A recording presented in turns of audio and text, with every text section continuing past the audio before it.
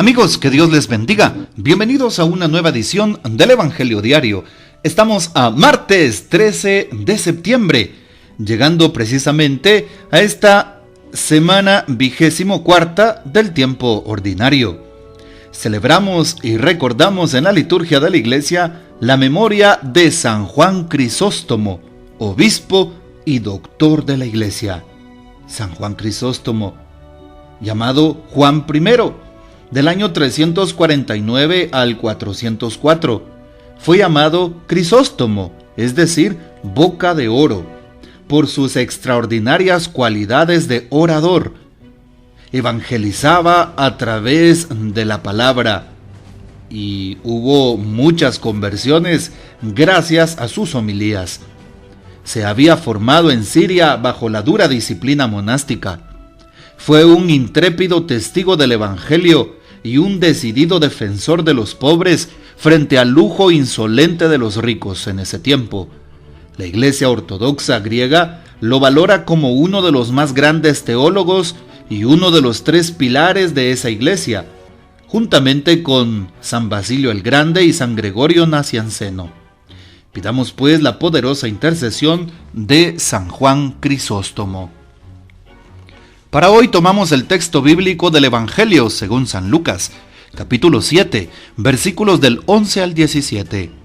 En aquel tiempo se dirigía Jesús a una población llamada Naín, acompañado de sus discípulos y de mucha gente. Al llegar a la entrada de la población, se encontró con que sacaban a enterrar a un muerto, hijo único de una viuda, a la que acompañaba una gran muchedumbre. Cuando el Señor la vio, se compadeció de ella y le dijo: «No llores». Acercándose al ataúd, lo tocó y los que lo llevaban se detuvieron. Entonces Jesús dijo: «Joven, yo te lo mando, levántate». Inmediatamente el que había muerto se levantó y comenzó a hablar. Jesús se lo entregó a su madre. Al ver esto, todos se llenaron de temor y comenzaron a glorificar a Dios diciendo: «Un gran profeta ha surgido entre nosotros. Dios ha visitado a su pueblo». La noticia de este hecho se divulgó por toda Judea y por las regiones circunvecinas. Palabra del Señor, gloria a ti, Señor Jesús. Bueno, ¿qué podemos afirmar el día de hoy? Tomemos un poquitito algunas palabras de la primera lectura de este día. Primera carta del apóstol San Pablo a los Corintios, capítulo 12, versículos 12 al 14 y 27 al 31. Hoy San Pablo hace una comparación del cuerpo que tiene muchos miembros, ¿sí?, con los miembros de Cristo y de la Iglesia, con todos los bautizados que tenemos un mismo espíritu para formar un solo cuerpo. Bueno, y cada uno tiene dones, tiene carismas, dice hoy San Pablo. Algunos el don de ser apóstoles, como en el Nuevo Testamento, algunos ser profetas, como en el Antiguo Testamento, otros maestros, otros hacer milagros, el don de curar enfermos, de hablar en lenguas y de interpretarlas, en fin. Pero todo esto enriquece a la comunidad. No tiene sentido que recibamos de Dios tantos dones, tantos carismas, si no los ponemos al servicio de los demás.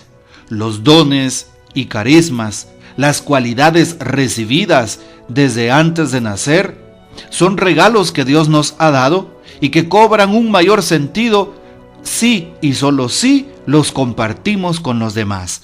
Así es.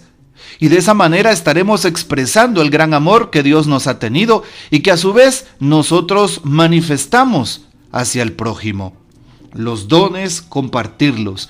Y de esa manera tendremos la oportunidad de cumplir la función para la cual hemos sido creados. Así como la mano tiene una función en el cuerpo, como el pie tiene su propia función, como la lengua tiene su propia función en el cuerpo, también cada uno de nosotros ha recibido carismas que nos motivan, que nos animan, que nos activan a realizar una tarea específica. Pero esa tarea, repito, solo tiene sentido al compartir nuestros dones con los demás. al poner en práctica en el servicio al prójimo lo que hemos recibido. Y qué bonito sería poner en práctica los dones que tenemos a través de una comunidad parroquial, buscando la oportunidad de servir en algún grupo, movimiento, pastoral, etc. También hoy el texto bíblico de San Lucas en el capítulo 7 nos recuerda cómo Jesús se encuentra en el camino a una viuda que iba a enterrar a su único hijo, llamada la viuda de Naín. Jesús va a aquella población. Llama la atención porque encuentra a aquel que está muerto. Y el texto lo dice, es hijo único de aquella mujer que se ha quedado viuda. Recordemos cuál era el papel de la mujer en tiempos de Jesús. Félix Moracho, en su libro titulado Lo que Jesús hacía y decía, nos recuerda que la mujer no era tomada en cuenta. No podía opinar, no podía votar, no podía hacer las oraciones en la sinagoga, no tenía un lugar privilegiado, es decir, era excluida. Es más, era comercializada por algunas familias. Así es.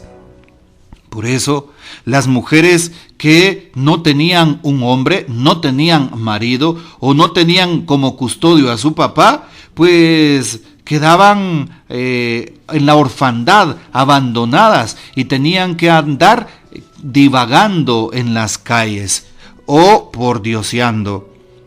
Hoy entonces, al darnos cuenta que aquella mujer había perdido a su marido porque era una viuda y había perdido a su único hijo, pues entonces ya no podía regresar a casa, seguramente no tenía más una familia y por lo tanto quedaba totalmente desamparada. Porque si el esposo moría, al menos el hijo hubiese podido tenerla en su casa y darle lo necesario, porque el hijo varón tenía voz y voto.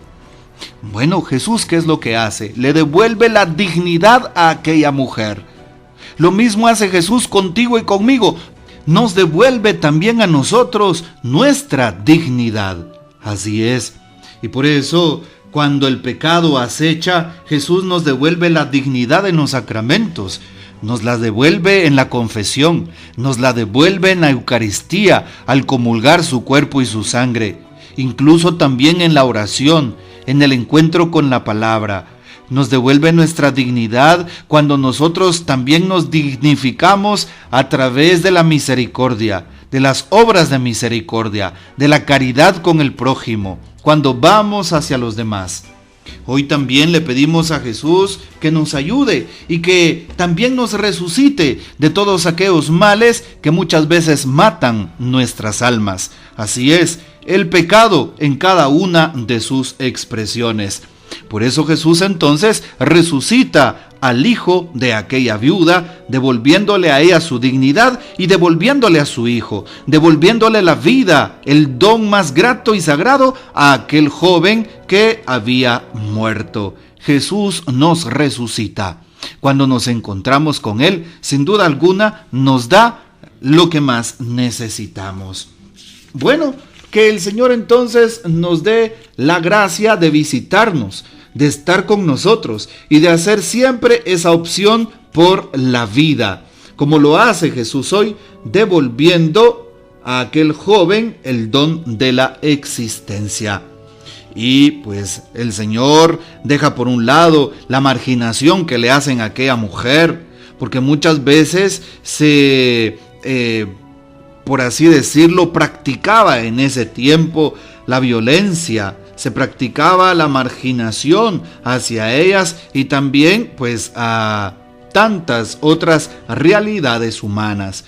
Jesús defiende la vida humana, defiende la dignidad de todo ser humano, de toda persona, especialmente de los excluidos, de los marginados y de los más necesitados en esta sociedad. Una sociedad del consumo, una sociedad que no ve a las personas sino como números o las ve en torno a lo que pueden producir. En cambio, Jesús ve en los demás el don de Dios, porque todos somos sus hijos. ¿Qué dice al respecto de hoy el Papa Francisco? Dice el Papa: la misericordia de Jesús es una fuerza que da vida, que resucita al hombre. Nos lo dice también el Evangelio de hoy, en el episodio de la viuda de Naín. Al verla el Señor se compadeció de ella. Esta compasión es el amor de Dios por el hombre, es la misericordia. Es decir, la actitud de Dios en contacto con la miseria humana, con nuestra indigencia, nuestro sufrimiento, nuestra angustia. ¿Y cuál es el fruto de este amor, de esta misericordia? Es la vida. Si le mostramos nuestras heridas interiores, nuestros pecados, Él siempre nos perdona. Es todo misericordia. Vayamos a Jesús. Que el Señor nos bendiga, que María Santísima nos guarde y que gocemos de la fiel custodia de San José. Y la bendición de Dios Todopoderoso, Padre, Hijo y Espíritu Santo, descienda sobre ustedes y permanezca para siempre. Amén. Comparte este audio y hasta mañana.